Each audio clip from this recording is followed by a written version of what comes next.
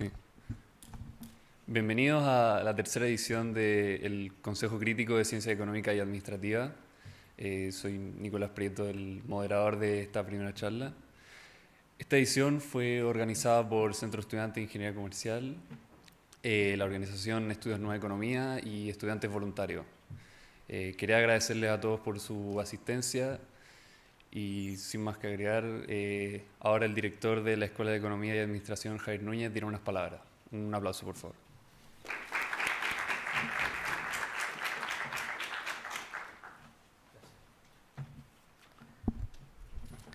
Hola, buenos días a todos y todas. Bienvenidos al Congreso Crítico de Ciencias Económicas Administrativas.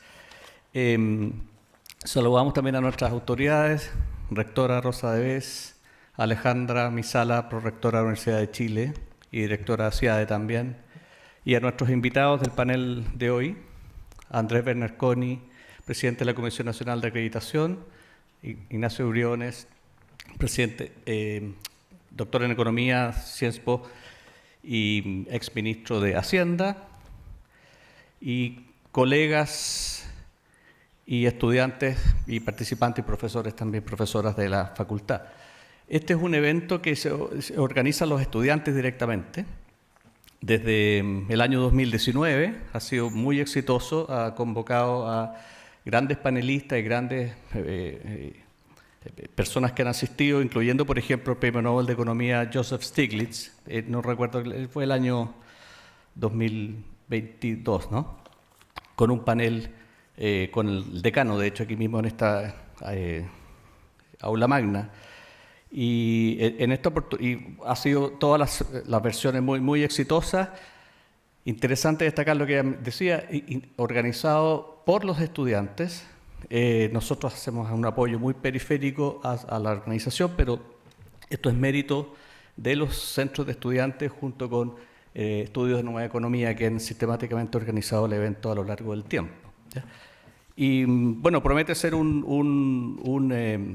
3 días con mucho debates, temas muy relevantes para el desarrollo económico y social de Chile. Vamos a tener grandes participantes también. Tenemos ministro de Hacienda, ¿no es cierto? Mario Marcel, ministro de Economía, Fomento y Turismo, Nicolás Grau van a estar participando. Claudio Sangüesa, subsecretaria de Relaciones Económicas Internacionales. Leonidas Montes, director del CEP, también va a estar participando.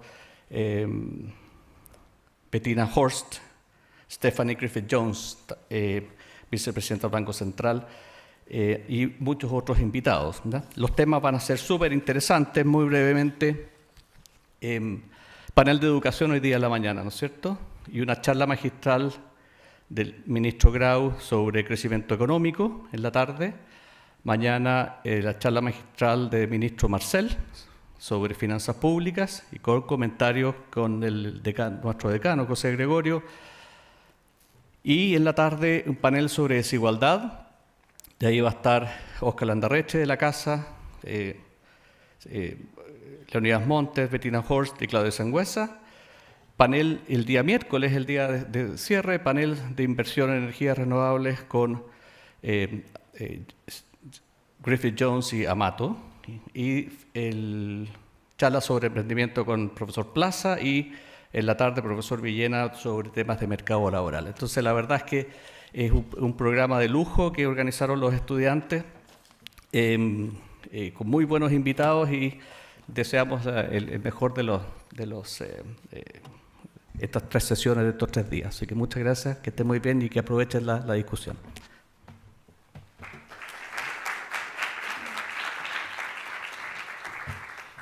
Muchas gracias, profesor. Ahora el presidente del Centro Estudiante de Ingeniería Comercial, Juan Pablo Castro, dirá también unas palabras. Un aplauso, por favor.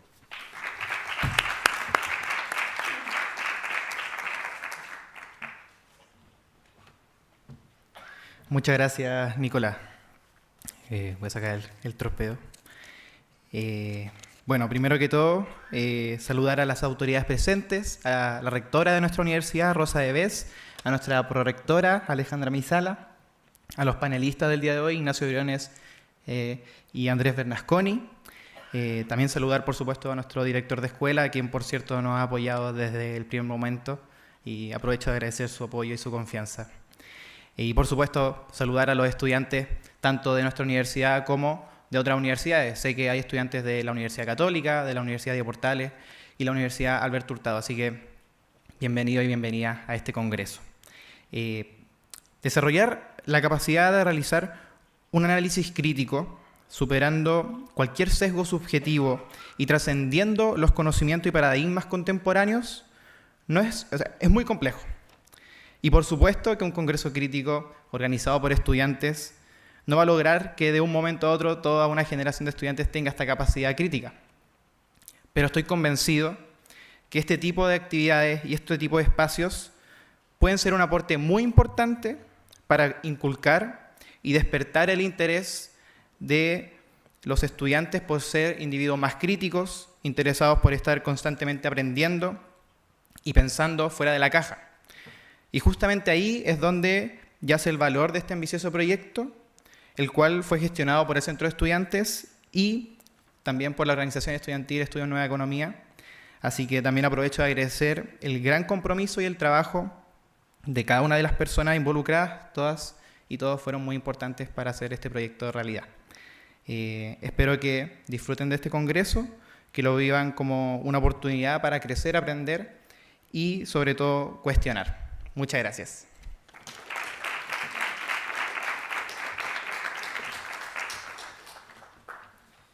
Muchas gracias, Juan Pablo. Y para finalizar, la rectora Rosa Debes dará unas palabras. Un aplauso, por favor.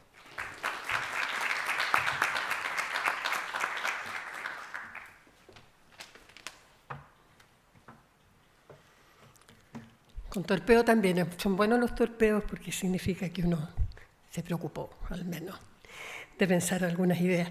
Dar un saludo a las autoridades, nuestros panelistas de lujo. Estamos aquí con la prorectora. Nos preguntaban cuál era el rol. Nosotros somos las dos más altas autoridades de la Universidad de Chile, dos mujeres, y estamos hoy día aquí porque de verdad creemos en la importancia que tiene este encuentro, ¿no? Es una responsabilidad estar aquí hoy día acompañándolos y realmente felicitando este encuentro. Hemos dicho con más énfasis en el último tiempo, a raíz de la conmemoración del golpe de Estado el año pasado, que la Universidad de Chile tiene un compromiso de educar para la democracia. Y a veces se nos pregunta si ese no es, ¿cómo se hace eso? ¿Qué significa? ¿Es solamente un discurso? ¿Es retórica? ¿O cómo eso se traduce en la formación de manera concreta? Y en parte este congreso es una demostración de eso. Es una instancia de educación para la democracia y de distintas maneras. Sobre eso quiero decir algunas ideas. Formar para la democracia implica, entre otros aspectos, aprender a deliberar, a conversar con otros, a escuchar, a hacerse cargo de las ideas propias también, a sostener una posición, a escuchar otras y en función de esos diálogos y de esos acuerdos posibles, plantear entonces proyecciones para una mejor sociedad. Aprender a comunicar también esos acuerdos. Muchas veces hay acuerdos en este país y no llegan, no los conocemos y de ahí esta desesperanza como de que no podemos llegar a entendernos. Entonces, este congreso tiene ese aspecto. Existe una línea pedagógica con la cual hemos empezado a trabajar, que es la pedagogía deliberativa en comunidad, porque para deliberar necesitamos no solamente dos posiciones, sino un ambiente de convivencia y de comunidad que lo haga posible. Y este encuentro es parte de eso. Se requiere también, ¿verdad?, de una comunidad diversa, que es otro de los aspectos que nos ha preocupado en los últimos años en la Universidad de Chile, el realmente activamente asegurar la diversidad, y no solo una diversidad estructural que uno podría exhibir, como lo hace la Chile, por lo demás de tener estudiantes que provienen de distintos establecimientos, sino de que hay interacción en esa comunidad diversa. Eso es esencial. Y este encuentro, de nuevo, y muchas de las acciones que ocurren en la FEN tienen que ver con esa interacción entre personas con distintas historias de vida, con distintas visiones, distintas posiciones. Y eso debe ser parte formal de la estructura, de la formación, del currículum, de alguna manera. No basta con que se dé en los ambientes extracurriculares, pero este Congreso hace eso también. Para la democracia se necesita agenciamiento también, pero ser propositivo, pasar de la discusión a propuesta. Y esto es resultado del agenciamiento. Ustedes me decían al llegar, hemos trabajado mucho. Y ese trabajar mucho porque haya este encuentro representa ese agenciamiento, y eso es una responsabilidad mayor en una universidad estatal como la nuestra. La reflexión crítica también ya se decía. Pero como yo soy profe, y los profes siempre decimos, ¿sabe que usted puede un poco más? Yo les voy a dejar un desafío. Y ese desafío, que no es simple, pero la Chile no está para cosas simples, es que en las próximas versiones del Congreso tengan presentaciones de los resultados de las investigaciones que ustedes realicen como estudiantes. La investigación es fundamental en la Universidad de Chile, lo ha sido siempre, de hecho desde la fundación. Andrés Bello tenía una visión desde ahí, a esta investigación al servicio del país. Pero en mis tiempos, cuando yo era estudiante, el énfasis de la investigación era más bien en que los profesores tenían que desarrollarse en un ambiente de investigación, porque de esa manera iban a ser profesores efectivos que iban a transmitir, esos eran los lenguajes, lo que sabían profundamente. Pero hoy día la exigencia es mayor. Hoy día la investigación tiene que estar presente a lo largo de todas las funciones universitarias. Y en ese sentido, los y las estudiantes tienen que formarse en un ambiente de investigación y tienen que realizarla. Y la investigación no es investigación si no se comunica.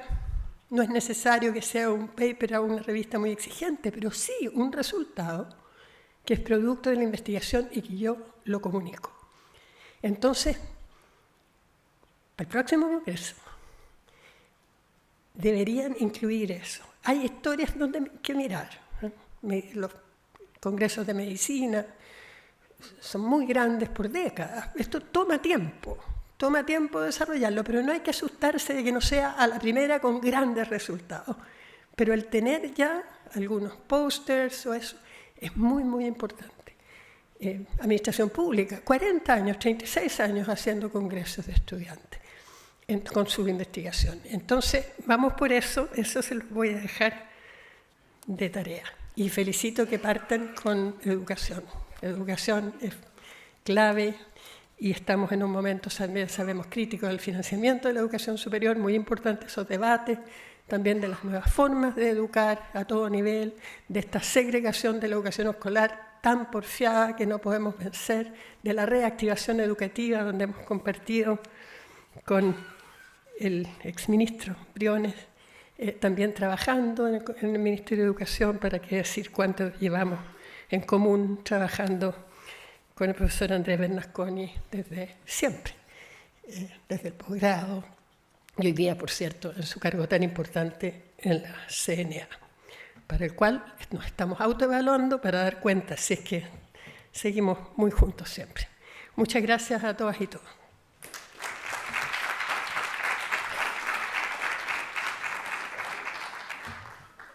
Muchas gracias, rectora. Ahora pasaremos a la presentación de los invitados.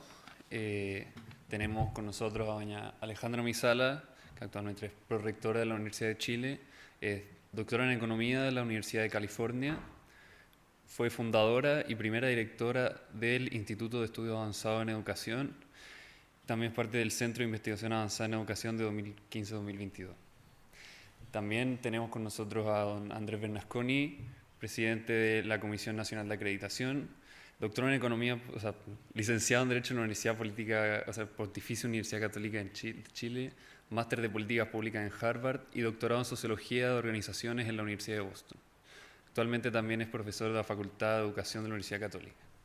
Finalmente, también tenemos con nosotros a don Ignacio Briones, doctor en Economía Política del Instituto de Estudios Políticos de París. Ha ocupado los cargos del director ejecutivo del Consejo de Estabilidad Financiera, embajador chileno ante la OCDE y exministro de Hacienda. Actualmente es presidente del directorio en el Centro de Estudio Horizontal.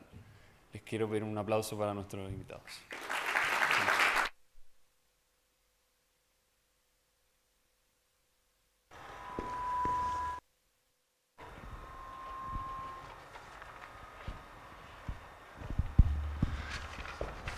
Bueno, para comenzar, quiero partir con una pregunta general por la que podría comenzar doña Alejandra respondiendo. Frente a los resultados que se observan de la educación en el país, como los resultados históricos de la prueba PISA, que se realiza con estudiantes de 15 años y evalúan competencias de lectura, matemática y ciencia, muestran que Chile desde el 2000 al 2010 mejoraba sus resultados progresivamente, pero a partir del 2012 se observa un descenso constante hasta el día de hoy. Entonces la pregunta es, ¿cuál es el principal desafío que cada uno de ustedes identifica brevemente en la educación en Chile? Bueno, buenos días a todos y todas. Muchas felicitaciones al Centro de Estudiantes, a todos ustedes que están acá por esta actividad que, como ya dijo la rectora, es extremadamente importante para la formación de ustedes y para la universidad también. Bueno, respecto de la pregunta, yo creo que algo que estamos en deuda en Chile es con la educación inicial, entendiendo la educación inicial, la educación a nivel de sala cuna y preescolar. No hemos invertido mucho nosotros en educación inicial. ¿Se escucha? Y la educación inicial es fundamental para el desarrollo y la trayectoria de los estudiantes a lo largo de la vida. Hay numerosos estudios. El Premio de Economía Heckman ha mostrado, y muchos otros académicos y académicas han mostrado la importancia de la educación inicial para no solamente el desarrollo de los niños durante la etapa escolar, sino también a nivel del mercado laboral, y no solo en términos cognitivos, sino también en términos socioemocionales. Lo otro que yo creo que es súper importante, que también estamos en deuda a pesar de que se ha ido avanzando, es la extraordinaria segmentación por nivel socioeconómico que tiene nuestra educación escolar. Esta segmentación por nivel socioeconómico se refleja también en una segmentación por desempeño, porque está en Chile extremadamente correlacionado el nivel socioeconómico de los estudiantes con su desempeño escolar, y sobre todo en las pruebas estandarizadas como PISA, como CIMSE. Y hemos ido avanzando en eso, se han llevado a cabo una serie de políticas, por ejemplo, dar más recursos a aquellos, la subvención escolar asociada al nivel socioeconómico de las familias, aumentar la capacidad de los establecimientos de tomar decisiones, un mayor monitoreo de los establecimientos a través de la Agencia de la Calidad de la Educación. También importante lo que ha sido la reforma en la ley de inclusión, que significa tener un sistema de admisión escolar centralizado, donde no son los establecimientos los que eligen, sino que son las familias. También el hecho de no cobrar por sobre la subvención. Todo eso se ha demostrado en numerosos estudios que genera segmentación. ¿Y por qué esto es importante? Por algo que decía la rectora. Porque cuando tenemos un sistema educacional tan segmentado por nivel socioeconómico, los establecimientos escolares son muy homogéneos. Son muy homogéneos entre sectores, por ejemplo, entre el sector municipal y el sector particular subvencionado, pero también al interior de los colegios en el sector particular subvencionado. Y eso significa que los niños y los jóvenes no están acostumbrados a relacionarse con niños distintos. No están acostumbrados a convivir, y eso es muy importante para los aprendizajes, pero también es muy importante para el desarrollo como ciudadano, para aprender a conversar, para aprender a confiar en los otros. Hay un estudio reciente que hizo el CIAE, a todo esto yo ya no soy directora del CIAE, pero muy orgullosa de haber sido directora del CIAE. Hizo un estudio reciente el CIAE sobre niños de cuarto básico en términos del nivel de confianza en el resto. Y muestran ahí que, y lo hicieron con 3.000 niños, 100 y tantos establecimientos, muestran que 1 de cada 3 niños confía en sus compañeros de curso. Y 1 de cada 6 niños confía en niños de otros colegios. Lo hicieron con un sistema en que efectivamente tenían unas banderitas que apostaban. Está bien hecho el estudio, y eso es bien preocupante. Significa que y no nos extraña después que los adultos tenemos poca confianza, como ha mostrado el PNUD. Y esto, como decía, es importante porque efectivamente cuando uno quiere un sistema educacional que funcione, tiene que funcionar para todos y todas, no puede funcionar para un grupo. Y lo que nosotros tenemos es que hay resultados relativamente buenos de los colegios, por ejemplo, particular pagados, que comparados con los resultados de la OCDE no son tan buenos, y eso tiene que ver con otro tema que quizás podría tocar más adelante para no tomar tanto tiempo, que es cómo estamos formando a los profesores, por ejemplo, cómo estamos reteniendo a los buenos profesores. Pero lo voy a dejar hasta aquí. Yo creo que es muy importante avanzar con estas reformas, monitorear las reformas, mejorar las reformas, ir ajustándolas. Las reformas no son perfectas, hay que ir monitoreándolas, ajustándolas, pero creo que van en el sentido correcto de tener un sistema educacional que sea más equitativo y al mismo tiempo de mejor calidad.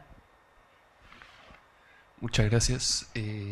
Andrés, también la misma pregunta, ¿cuál es el principal desafío que identifica hoy en día en la educación en Chile?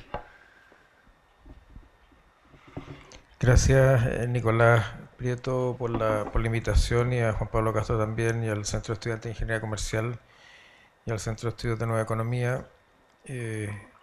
Cuando me invitaron me llamó mucho la atención que esta fuera una iniciativa de estudiantes, porque suelo recibir muy pocas invitaciones a participar en congresos organizados por estudiantes, y además me llamó la atención también esto del adjetivo crítico, muy interesante, muy llamativo. Así que por eso estoy acá. Gracias, rectora, por acompañarnos esta mañana, y al director de la escuela también por estar presente. Les voy a contar una anécdota. Yo dirigí por 5 años un centro hermano del CIAE, que es el Centro de Justicia Educacional de la Universidad Católica. Y cuando estábamos diseñando el proyecto por ahí por el 2015, la idea de la decana de la época era que yo fuera director de ese proyecto. Y yo trabajo en educación superior, no trabajo en educación escolar. Entonces hubo que tomar una decisión sobre cuáles iban a ser los focos de estudio del Centro de Justicia Educacional. Y me preguntaron si yo quería tener un área, una línea de investigación del centro que fuera sobre educación superior. Y les dije que no. Les dije que no porque la educación escolar es mucho más importante que la educación superior, sustantivamente y en términos de investigación. Y el Centro de Justicia Educacional entonces tuvo 6 líneas de investigación, todas sobre educación escolar, ninguna sobre educación superior. Y les cuento esto porque a mí me parece que, no obstante que la educación superior tiene problemas, dificultades, desafíos importantes, y seguramente vamos a hablar de eso un poquito más adelante, nada se compara con los desafíos, los problemas y las oportunidades que ofrece la educación escolar en Chile. Es mucho más importante la educación escolar, ya lo decía Alejandra, en el nivel inicial, pero en todos los niveles en realidad. Y lo que pasa es que estamos estancados. Hace 15 años que la educación escolar está estancada. Y los estudiantes no aprenden lo que deberían aprender, no aprenden el currículum ni de lejos. Yo celebro esta iniciativa del Ministerio de Educación de hacer un rediseño del currículum escolar de toda la educación básica y media hasta segundo medio, que se va a presentar al Consejo Nacional de Educación ahora pronto, en estos meses, que recogió la experiencia de la priorización curricular, ¿no? Cuando fue la pandemia y no se podía enseñar todo, el ministerio dijo, enseñemos lo más importante. Bueno, y resulta que eso funcionó. Entonces tenemos un currículo escolar que está completamente atiborrado de contenidos que no son importantes y que no se alcanzan ni siquiera a enseñar. Se enseña como la mitad del currículum en cada año. Y entonces esta propuesta del Ministerio va en la dirección de optimizar los espacios de aprendizaje respecto de aquellos contenidos que los expertos en el currículum y las didácticas de las disciplinas consideran fundamentales. Eso me parece a mí que es una acción que va en la dirección correcta. Y lo otro que es preocupante en términos de mejorar el sistema escolar es que nos cuesta mantener a los estudiantes dentro del sistema escolar. Tenemos una tasa de deserción del sistema escolar, sobre todo secundario, que oscila en el tiempo, pero que a veces tiende al 10% de pérdida de estudiantes, de jóvenes que no siguen en la educación escolar. Y eso es una tragedia.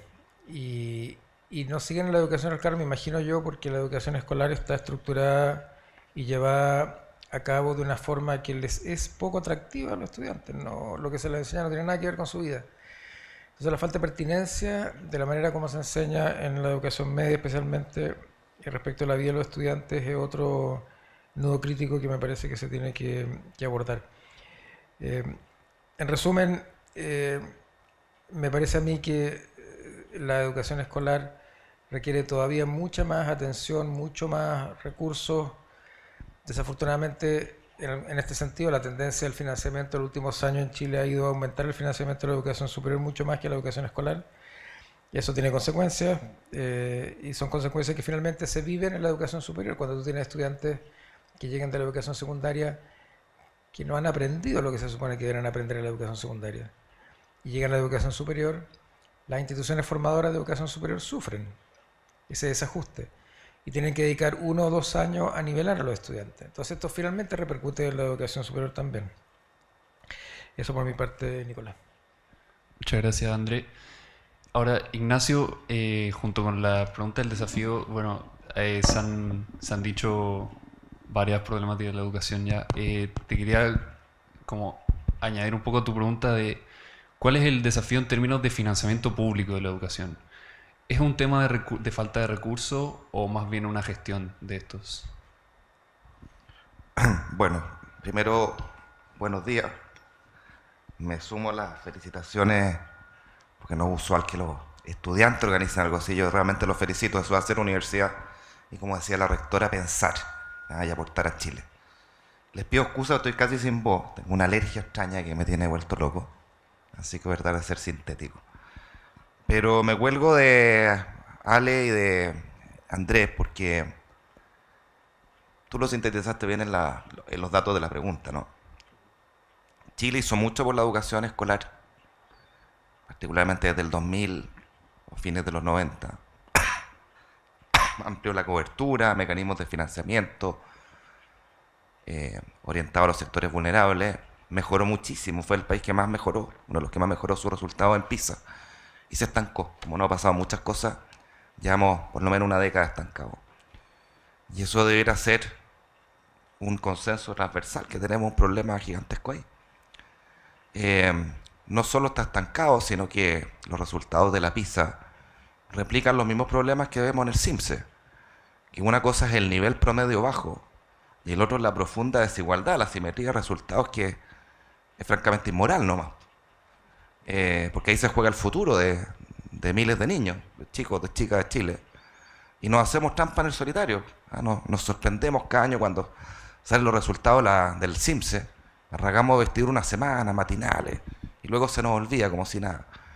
Y es un desastre nomás. O sea, pensando en el futuro de Chile, económico, pero también moral, yo les digo a ustedes, cuando ustedes tienen 1 de cada 7 cabros de segundo medio, que en CIMSE, 1 de cada 7, que en CIMSE tienen las habilidades, las competencias adecuadas, ¿de qué estamos hablando?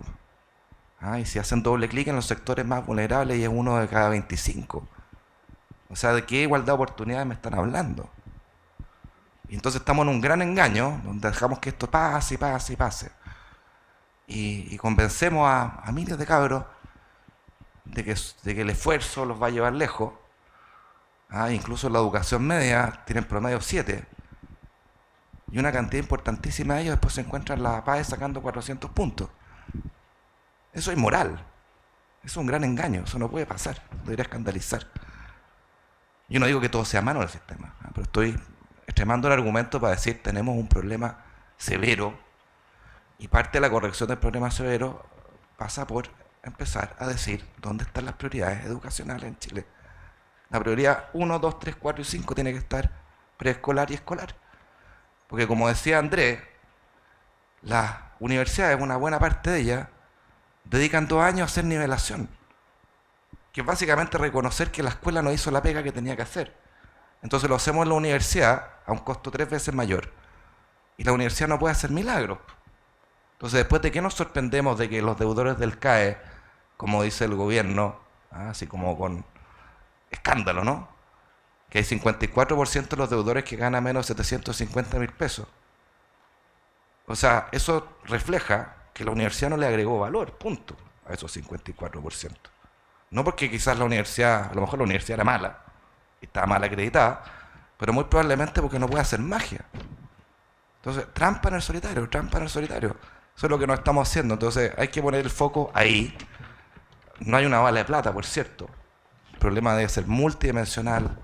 Hay un tema con la formación de los profesores, hay un tema con los currículums, hay un tema con los papás, hay un tema de autoridad que se ha perdido por completo. Sin autoridad no hay educación, corta.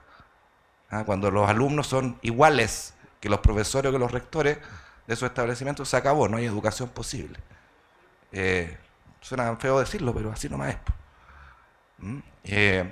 Entonces hay una necesidad urgente que tiene que ver con cómo abordamos esto como prioridad. Y respecto a los recursos, siempre los recursos son bienvenidos, pero Chile ha hecho un montón de recursos. Yo les quiero decir 2 cosas, con esto termino.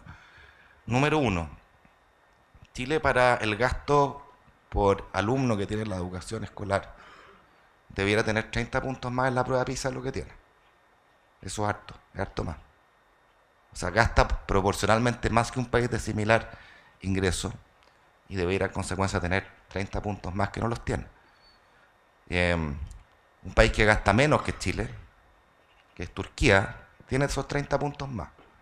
Esos 30 puntos más es medio punto más de ingreso o de crecimiento económico para siempre, para que tengamos un orden de magnitud. Segundo ejemplo, los SLEP, que no han estado tan de moda. El gasto mensual operacional por alumno, dejo fuera la infraestructura operacional, son del orden de 240.000 pesos mensuales. Yo me pregunto si de verdad con 240.000 pesos mensuales no podemos financiar una educación relativamente decente. Me tinca que sí. Pero entonces tenemos un problema que no es puro recurso, que es la solución fácil, metámosle, y nunca nos hagamos cargo de dónde está realmente el problema. Muchas gracias, Ignacio. Alejandra, ¿cuál es el principal desafío en términos de equidad de género en la educación, particularmente en las carreras STEM, que eso ha sido como un problema insigne por varios años, y cómo se relaciona con el reto actual de impulsar la capacidad de innovación desde este sector productivo? Bueno, como es sabido, hoy día el 54% de la matrícula escolar, universitaria, me quedé con el tema escolar, el 54% de la matrícula universitaria está compuesta por mujeres, pero hay una diferencia enorme en el tipo de carreras donde están ubicadas las mujeres. Hay el porcentaje de mujeres que estudian educación, por ejemplo, 70%, 30% de los hombres, o lo que pasa con salud también, alrededor de 60 y tantos % mujeres, en el caso de ciencias sociales, alrededor de 60% mujeres, y en temas de STEM, pero básicamente en áreas de ingeniería y tecnología, hay un porcentaje muy bajo de mujeres. En ingeniería alrededor de 21%, y en el caso de tecnología es 12%. O sea, hay una distribución en términos de las áreas de desarrollo. Esto también pasa en la educación técnico-profesional, pero aquí estoy hablando de universidades. Es muy orientada a algún tipo de carreras. que son carreras que además tienen menores ingresos en el mercado laboral y menor empleabilidad. Entonces, ocurre que las mujeres estudian en la universidad los mismos años y por tanto uno debiera pensar que tienen un salario, un ingreso más o menos similar a los hombres, pero no ocurre eso y en parte es por el tipo de carreras que se elige. Y eso tiene un origen en lo que se llama muchas veces estereotipos de género, que tiene que ver con la forma como educamos, y digo educamos los padres a nivel de todo el sistema escolar, a mujeres y hombres en que no les damos las mismas opciones en términos de desarrollo. Los modelos de roles son importantes y eso tiene un efecto sobre la forma. Nosotros hemos estudiado con la Paola, miramos el tema de cómo las mujeres y los hombres eligen y nos preguntamos si tenía que ver, por ejemplo, con resultados de la prueba, en ese momento era la PSU, o tenía que ver con opciones que tenían más que ver con las preferencias. Y lo que nosotros encontramos que tenía que ver con las preferencias, porque mujeres con el mismo nivel de notas de enseñanza media, con los mismos resultados en las pruebas PSU, tenían elecciones distintas. Y eso tenía que ver mucho con los estereotipos, como decía, con la forma como educamos. Y eso también ocurre o viene desde la forma como hombres y mujeres eligen los cursos electivos de enseñanza media. También ahí se produce elecciones muy estereotipadas. Entonces, efectivamente, eso redunda en lo que pasa en el mercado laboral. O sea, lo que uno ve en el mercado laboral no es más que un reflejo de lo que uno ve en las elecciones de carreras universitarias y en las elecciones de cursos electivos en enseñanza media, en tercer y cuarto de enseñanza media. Y eso fundamentalmente explica temas de diferencias salariales, de empleabilidad y finalmente lo que uno debiera esperar es tener una educación mucho más igualitaria en el sentido de género desde la casa, desde los juguetes que les compramos a los niños, de lo que les incentivamos, de lo que ofrecemos a niños y niñas en el mundo escolar. ¿Y por qué digo eso, niños y niñas? Porque no es solamente un tema de mujeres en STEM, también es un tema de hombres en carreras que hoy día son feminizadas. Y necesitamos mujeres en STEM y necesitamos hombres hoy día en carreras feminizadas. Por ejemplo, en carreras de la salud, en enfermería. Hay muchísimas mujeres y muy pocos hombres se necesitan. Y eso tiene que ver con lo que tú decías en términos de la capacidad de innovar, tiene que ver con productividad también. Hay estudios, por ejemplo, de McKinsey que muestran, y también de la OIT, que muestran cómo en empresas o en instituciones en general, grupos más diversos generan mayores innovaciones, mayores capacidades de crecimiento. Pasa, por ejemplo, hay estudios de mujeres en directorios que eran extremadamente escasas, siguen siendo escasas, para ello un poquito más, entonces uno puede comparar directorios compuestos y estoy hablando de mujeres, pero en realidad es diversidad, que es un poco lo que decía la rectora también antes, mayor diversidad en los directorios, y es súper sencillo, es gente pensando desde distintos mundos, desde distintas experiencias, y por tanto hay mayor capacidad para pensar en cuáles son los riesgos de tomar ciertas decisiones, en cuáles son las opciones que a lo mejor no estamos viendo.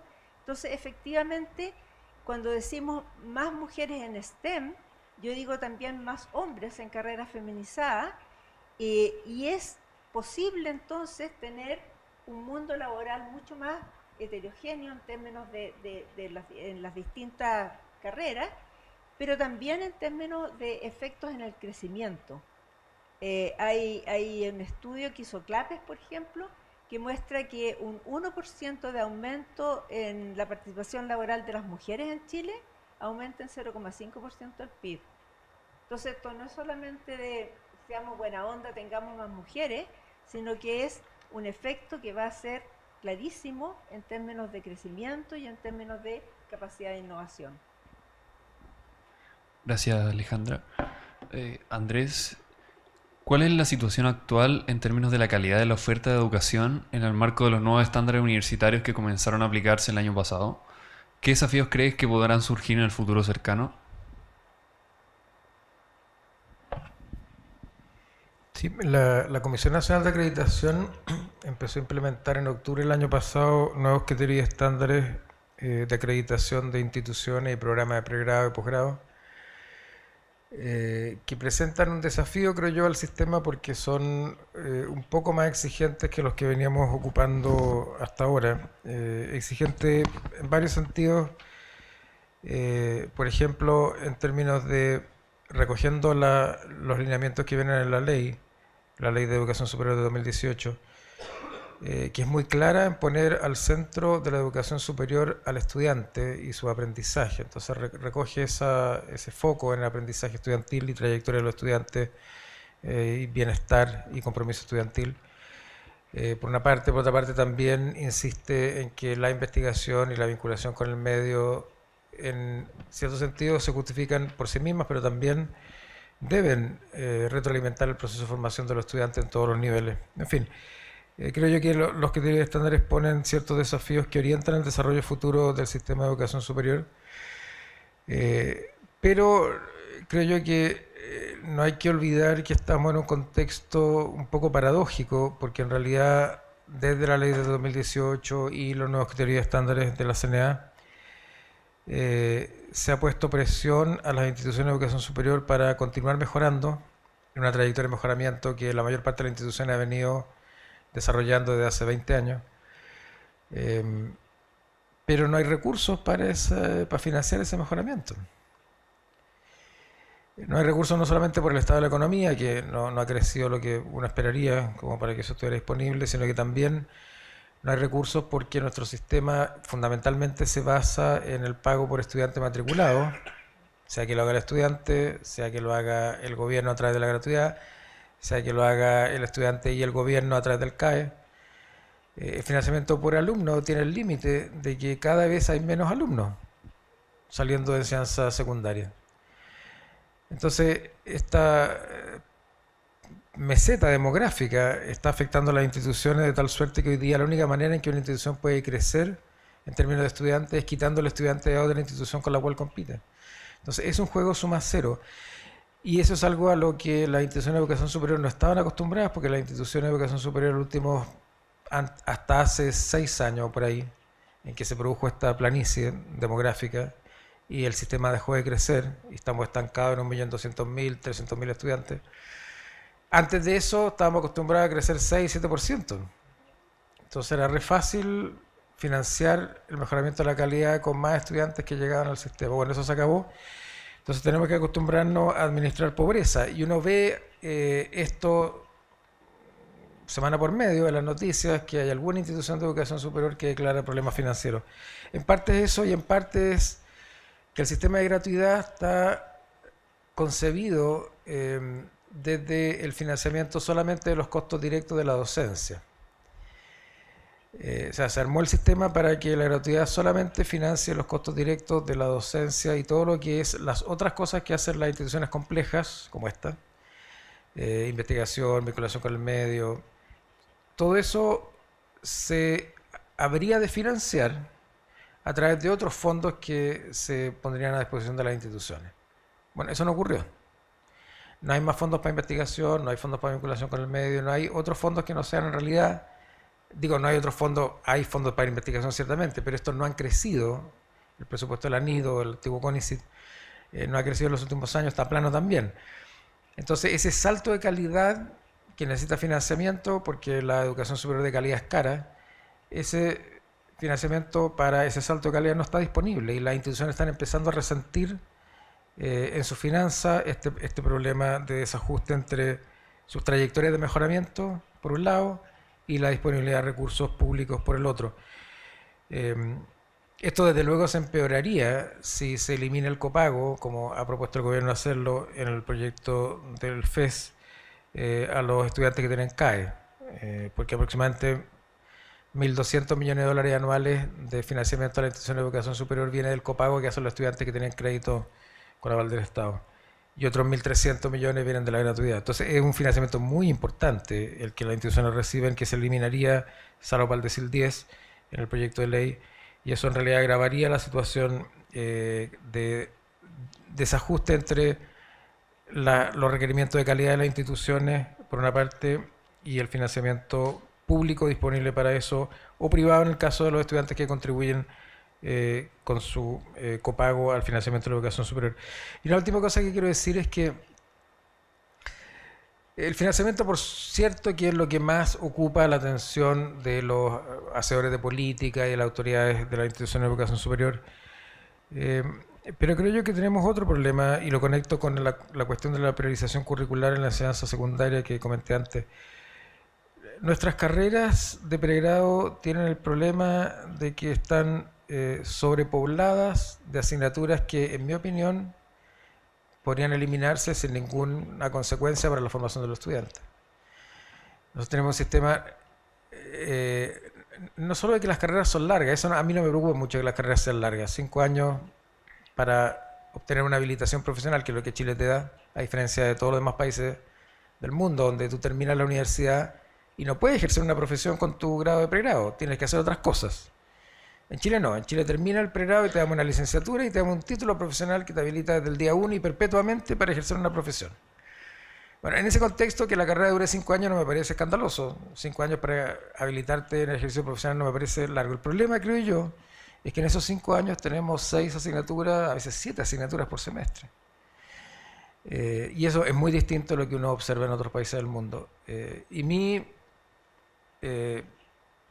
apuesta, es completamente anecdótica, porque esto no lo he estudiado yo ni lo ha estudiado nadie, es que si tú eliminas el 30% de la asignatura no pasa nada con la formación de los estudiantes. Y eso tendría muchas consecuencias, creo yo, positivas para la formación de los estudiantes, en el sentido de que, en el fondo, enseñar menos es enseñar mejor, cuando uno se focaliza en las cosas que realmente importan para el aprendizaje de la ciudadanía, que decía la rectora al comienzo, y el aprendizaje de una profesión, que es los fines que la educación superior debiera conectar. Y eso además ayudaría a que los estudiantes terminen en 5 años, no en 7 años, una carrera de 5 años, y permitiría también una cuestión que me parece crucial, que es redirigir las energías formativas del profesorado a espacios que no son el aula. En las encuestas que se hacen de satisfacción estudiantil en Chile, uno de los elementos que aparece sistemáticamente más bajo, en un contexto en que en general los estudiantes se sienten satisfechos con su formación y con los recursos que la institución les provee, esto a nivel universitario, institutos, centros de formación técnica. La experiencia del estudiante es favorable respecto a las instituciones de educación superior, salvo en la atención que el profesorado le dedica al estudiante fuera del aula. Eso está pero considerablemente mucho más bajo que los demás indicadores. Y eso es porque los profes estamos, en nuestra función docente, la función docente consiste en hacer clase en el aula.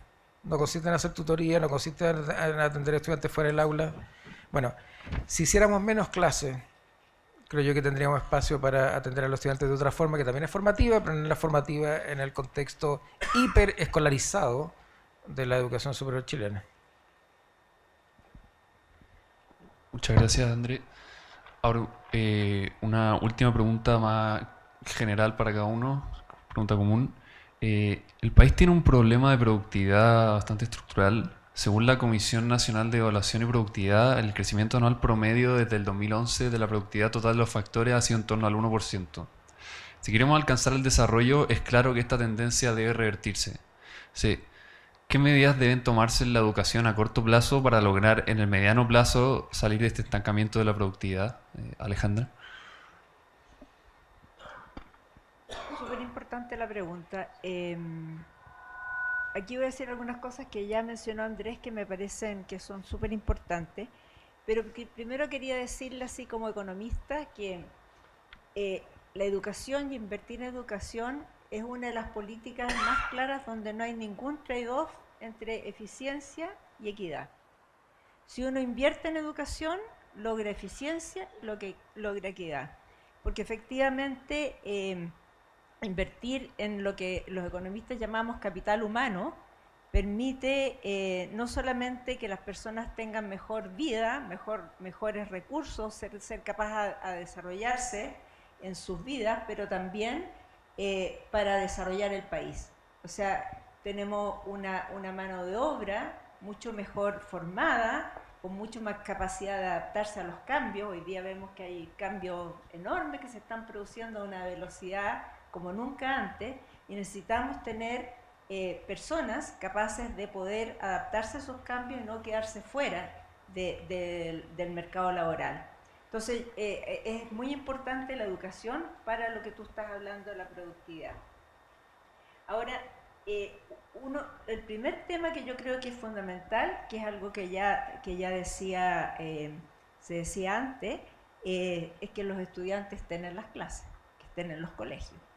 O sea, que seamos capaces de, lo que decía al principio yo, de que haya educación preescolar de calidad, que los niños empiecen desde muy pronto a poder tener espacios para desarrollarse, pero también que a nivel escolar disminuyamos la deserción y la inasistencia, porque a veces no es deserción, pero hay mucha inasistencia. Y esto ha sido un fenómeno que ha sido muy fuerte después de la pandemia, el aumento de la inasistencia escolar. Entonces, eso es lo primero, tenerlos en los colegios, tenerlos en las salas de clase. Luego, el tema de formación de profesores. Necesitamos profesores bien formados, bien tratados en general. Nosotros hemos hecho un esfuerzo en el país. Tenemos un sistema de desarrollo profesional docente que efectivamente mejoró los salarios de los profesores, que tiene un sistema de evaluación, tiene un sistema a los profesores nobles los acompaña, un sistema de mentorías que hay que mejorar. Hubo una evaluación el año pasado, sobre este sistema, y hay propuestas de mejoras al sistema que yo creo que son muy importantes, porque como decía antes, hay que ir evaluando las políticas y monitoreándolas. Entonces necesitamos como país ser capaces de atraer buenos estudiantes y con vocación a las pedagogías, formarlos adecuadamente, pero también retener a los buenos profesores en el sistema, porque tenemos también un problema a veces de retención de docentes. También ser capaces de formar a los profesores en ejercicio, porque tenemos una masa de profesores que ya están en el sistema y hay que ser capaz de establecer buenos sistemas de desarrollo profesional docente para ello, y también dar el espacio para que ese desarrollo profesional sea a lo mejor una colaboración entre los profesores. Eso lo aprendimos en la pandemia, que era muy importante la posibilidad de que los mismos profesores colaboraran entre ellos y reconocer eso también como un desarrollo profesional docente. Pero también es importante la posibilidad de tener un currículum más ajustado, por eso decía que ya voy a hablar de las mismas cosas que Andrés ya mencionó. Es importante lo del currículum, lo que se está haciendo con el currículum, y un currículum que sea pertinente. Lo que nosotros observamos, y sobre todo en enseñanza media, que a los estudiantes no les hace mucho sentido a veces lo que se les enseña, porque no tiene una relación directa con su experiencia diaria. Y eso se logra con algunos sistemas de enseñanza, por ejemplo, con esta enseñanza basada en proyectos, que es muy, muy interesante, porque al mismo tiempo de que va a la pertinencia y a la relevancia de lo que se está aprendiendo, permite hacer mayor interrelación entre las distintas disciplinas. Y ahí vuelvo de nuevo, una vez yo le comenté esto a un director que es muy, muy buen director, que estaba en el Consejo de Reactivación, y me dijo, sí, profe, me decía, pero lo que pasa es que usted me dice que hagamos eso, pero los profesores no están formados para hacer eso. Entonces, el tema de la formación de profesores es súper importante, que haya mucho más interacción entre las disciplinas, de forma de poder trabajar con temas que son relevantes para los estudiantes. Y otro tema que es importante es el tema de poder finalmente, porque esto lleva muchísimos años, tener una carrera para los directivos escolares. No hay una carrera para directivos escolares. Cuando se hizo el sistema de desarrollo profesional docente, que es para los profesores, se incluyó los directivos temporalmente en ese sistema, pero los directivos tienen que tener una carrera particular. Y eso es porque ya está súper establecido en los estudios que un directivo, una persona que está capacitada para dirigir un establecimiento escolar puede hacer la diferencia. Y esa diferencia es con los profesores, con los estudiantes, con los apoderados, que efectivamente puede ser el mismo establecimiento con otra persona dirigiéndolo y hace una diferencia. Entonces, la carrera directiva, que está pendiente hace mucho tiempo, se ha ido trabajando, hay unas propuestas, pero todavía no es algo que se haya establecido y es importantísimo. Gracias, Alejandra. Ignacio, también la misma pregunta. ¿Qué medidas deben tomarse en la educación para lograr salir del estancamiento de la productividad?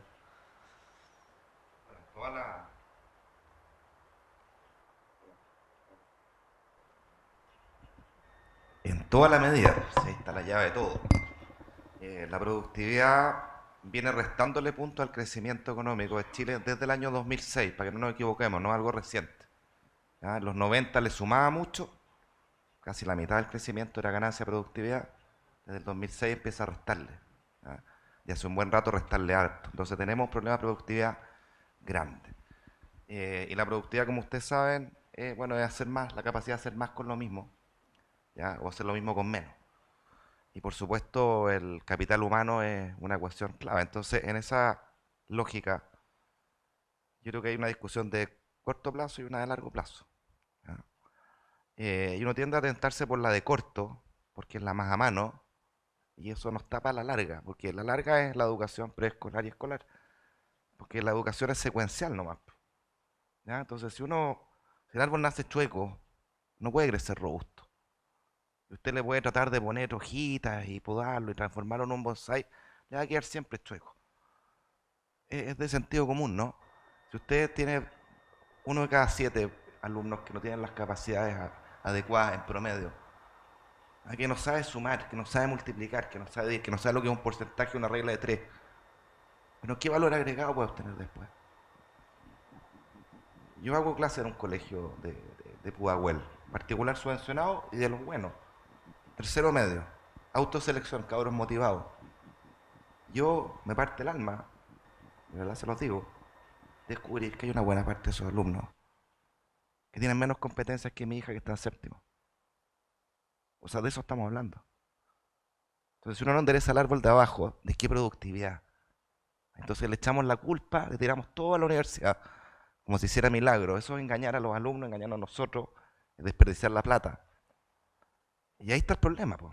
Yo no sé cuál es la solución, pero hay muchas cabezas pensantes en este país para decir pongamos el acento ahí. Y el foco tiene que ser el que decía Andrés para la educación superior. Los estudiantes en el centro, todo el resto accesorio. Ellos tienen que estar al centro y su aprendizaje al centro. Entonces, mejores currículum, profesores empoderados, respetados, con buenos salarios, indudable. O sea, uno logrará mejorar de verdad la educación en Chile el día que ustedes que estudian economía e ingeniería comercial acá tomen como primera opción ser profesores de escuela, porque los sueldos son competitivos, porque los reconocen lo que están haciendo, porque los premian, los miran para arriba. Hoy día ser profesor es francamente infernal muchas veces, porque te tiran escupos los alumnos y los papás de los alumnos.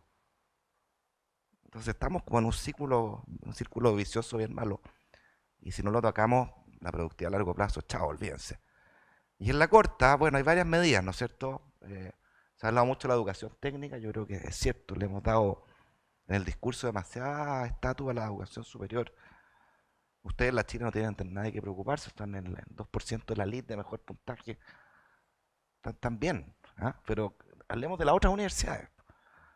Y hay muchos sueños que se frustran. Pues. Entonces, quizás la salida técnica, una educación técnica más corta, con habilidades que tienen una especificidad valorada en el mercado de inmediato, tiene mucho sentido y hay que revalorizarlo.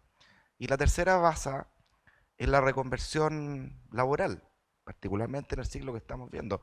El gran desafío de los países, los mercados laborales, va a ser qué hace con sus trabajadores que quedan en el camino.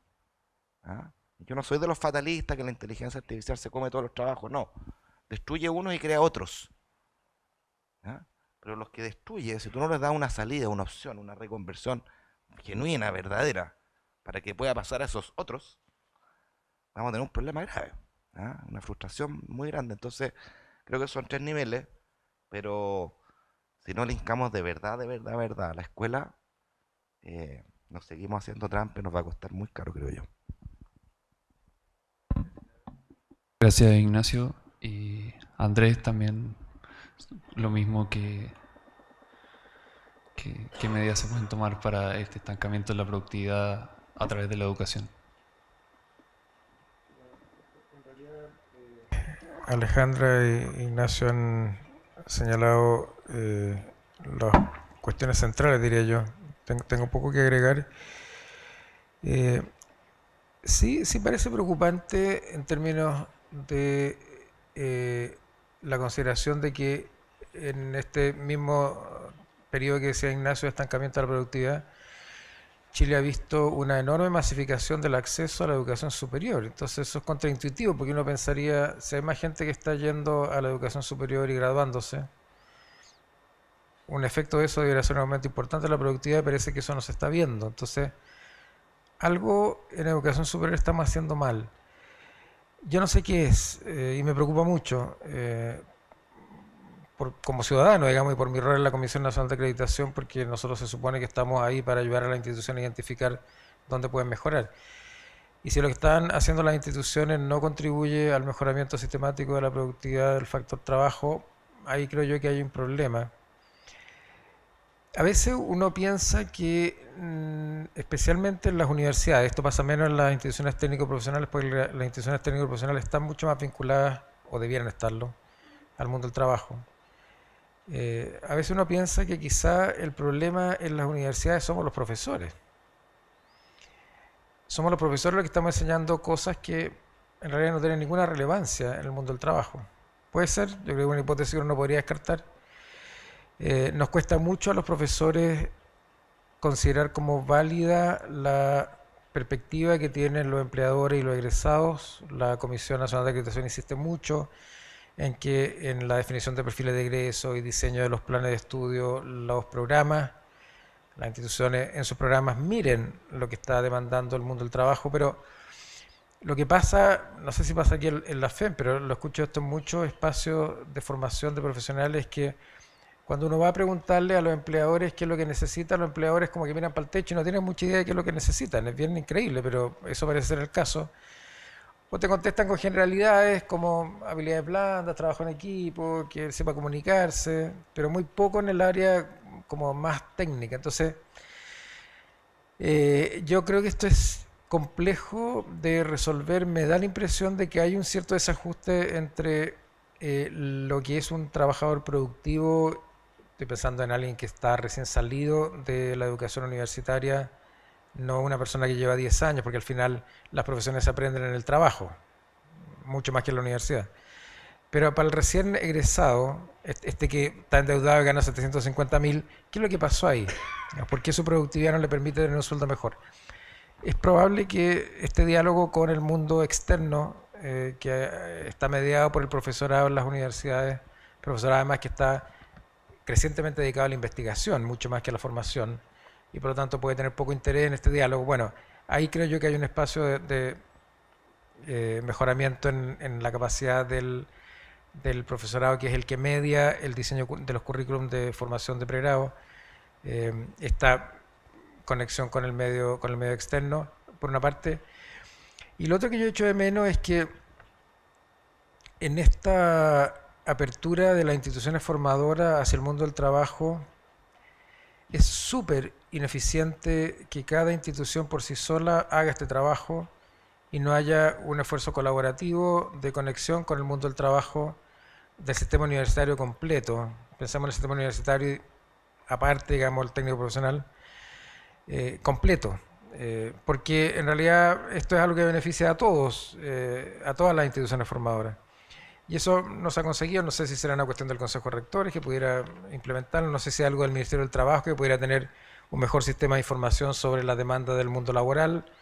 El Ministerio del Trabajo dice que lo tiene, pero no se ve mucho que funcione.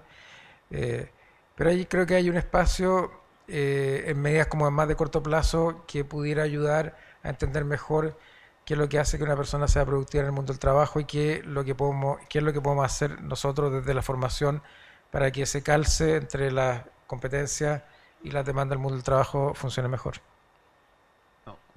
Muchas gracias, Andrés, y muchas gracias a los panelistas. Creo que ha sido ha habido una buena discusión, buenos diagnósticos de los desafíos en varias áreas de la educación que pueden no ser tomados en cuenta a veces y otras veces no lo suficiente. Ahora me gustaría que, a nombre del Congreso, quisiéramos entregarles un pequeño reconocimiento por haber venido a exponer, a ver si lo podemos entregar. Y bueno, y pedirles un aplauso para nuestros expositores por